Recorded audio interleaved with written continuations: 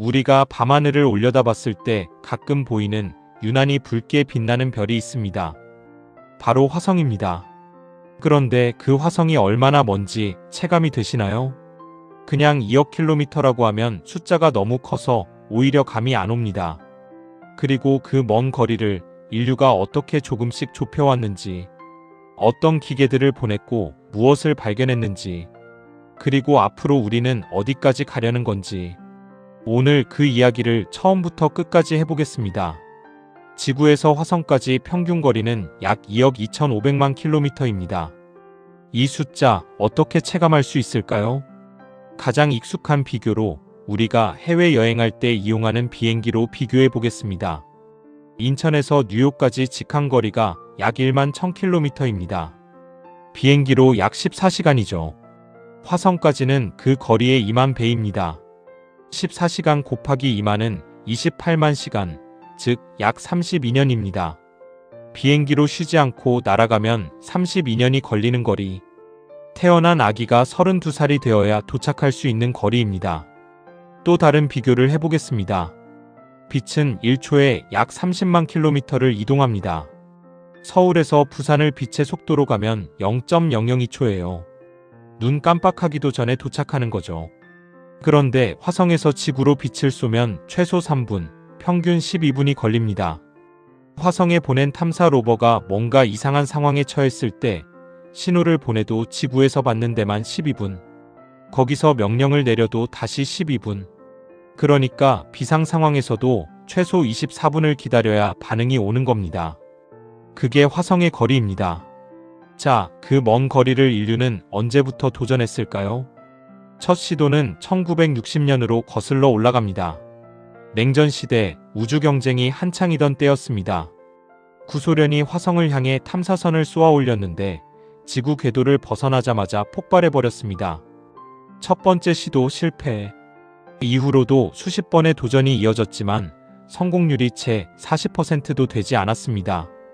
너무 많은 탐사선이 도착 직전에 사라지거나 착륙하다 충돌하거나 원인도 모르게 교신이 끊겨버렸습니다. 그래서 우주과학자들 사이에서 농담처럼 이런 말이 생겼어요. 화성에는 우주선을 먹는 뭔가가 있다. 이걸 화성의 저주라고 부릅니다. 그럼에도 불구하고 인류는 포기하지 않았습니다. 1976년 미국의 바이킹 1호가 최초로 화성 착륙에 완전히 성공합니다. 그리고 처음으로 화성 표면의 사진을 지구로 전송했습니다. 인류가 처음으로 다른 행성의 땅 위에서 찍은 사진. 붉은 돌멩이들이 가득한 황량하고 고요한 풍경이었습니다.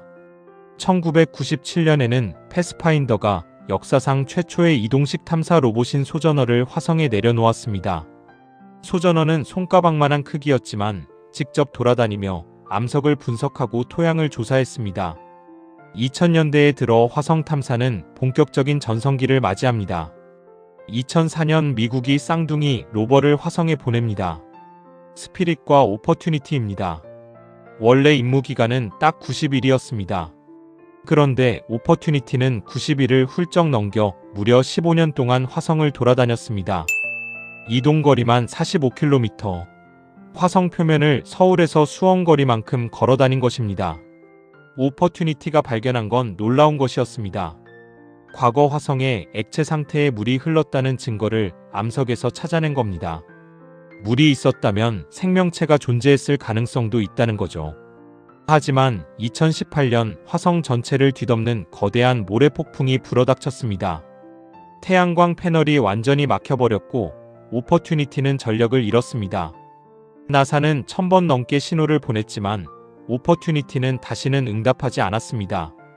2012년에는 한 단계 더 진화한 로버 큐리오시티가 화성에 도착합니다. 소형차 크기의 큐리오시티는 레이저로 암석을 분석하고 방사선을 측정하며 화성의 고대 환경이 생명체가 살 수 있는 조건이었는지를 조사했습니다. 결론은 놀라웠습니다. 과거 화성은 생명체가 살 수 있는 환경이었다. 지금은 척박하지만 수십억 년 전에는 그렇지 않았을 수도 있다는 겁니다. 그리고 지금 화성에는 현재도 활동 중인 탐사선이 있습니다. 2021년 2월 나사의 퍼서비어런스 로버가 화성의 분화구에 착륙했습니다. 이 분화구는 수십억 년 전 강물이 흘러들던 삼각주 지형이었습니다. 생명체 흔적을 찾기에 가장 적합한 장소로 고른 거죠. 퍼서비어런스는 혼자가 아니었습니다. 작은 드론 헬리콥터 인지뉴어티도 함께 데려갔는데 이 드론이 지구 외 다른 행성에서 최초로 동력 비행에 성공했습니다. 라이트 형제가 최초로 비행에 성공한 것처럼 화성에서의 최초 비행이 이루어진 것입니다. 그리고 2024년 여름 퍼서비어런스가 지금까지 중 가장 충격적인 것을 발견했습니다. 예제로 분화구의 고대 강바닥에서 채취한 암석에서 바이오 시그니처, 즉 생명활동의 흔적으로 볼 수 있는 성분이 발견된 겁니다. 2025년 9월 이 결과가 세계적인 과학저널 네이처에 발표되면서 전 세계 과학계가 흥분에 휩싸였습니다. 나사는 이걸 두고 이렇게 말했습니다. 화성에서 고대 생명체 발견에 가장 근접한 성과. 물론 100% 확정은 아닙니다. 이 암석 샘플을 직접 지구로 가져와서 정밀 분석해야 최종 결론이 나오는데 그 임무는 2030년대를 바라보고 있습니다. 생명체가 있었는지 없었는지 그 답이 우리 손에 닿기까지 이제 멀지 않았을지도 모릅니다. 자, 이제 미래입니다.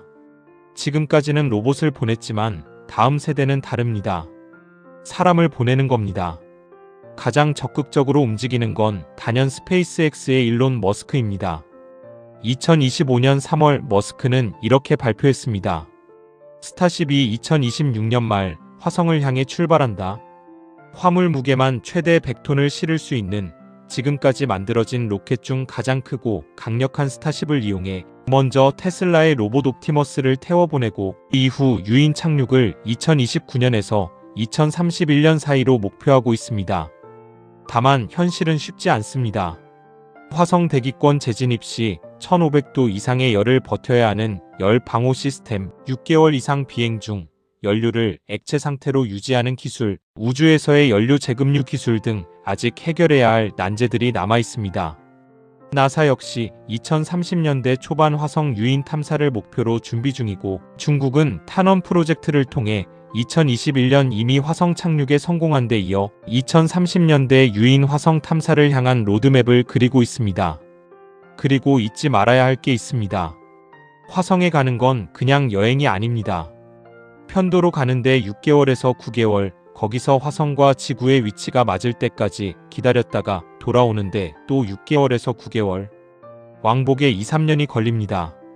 그 긴 시간 동안 우주 방사선에 노출되고 좁은 공간에서 극도의 심리적 압박을 견디면서 지구와의 교신도 최대 40분이나 걸리는 완전한 고립 속에서 나사는 이 상황을 시뮬레이션하기 위해 하와이의 돔에서 실제로 1년간 6명이 완전 고립 생활을 하는 실험을 진행하기도 했습니다. 심리적 준비, 그것도 화성 탐사의 핵심 과제입니다. 1960년 화성을 향해 쏘아올린 첫 번째 로켓이 지구 궤도에서 폭발했습니다. 그로부터 65년이 지난 지금 우리는 화성의 고대 강바닥에서 생명체의 흔적을 찾고 있고 머지않은 미래의 인간이 그 붉은 땅을 직접 밟으려 하고 있습니다. 우주 탐사는 결코 화려하고 쉬운 길이 아닙니다. 수백 번의 실패, 수십 년의 기다림, 수많은 과학자들의 헌신이 쌓여서 지금 이 자리까지 온 겁니다. 그리고 언젠가 화성 표면에 선 인간이 하늘을 올려다보는 날이 올 겁니다. 그 하늘에서 작고 파란 점 하나가 보이겠죠. 그게 우리 지구입니다.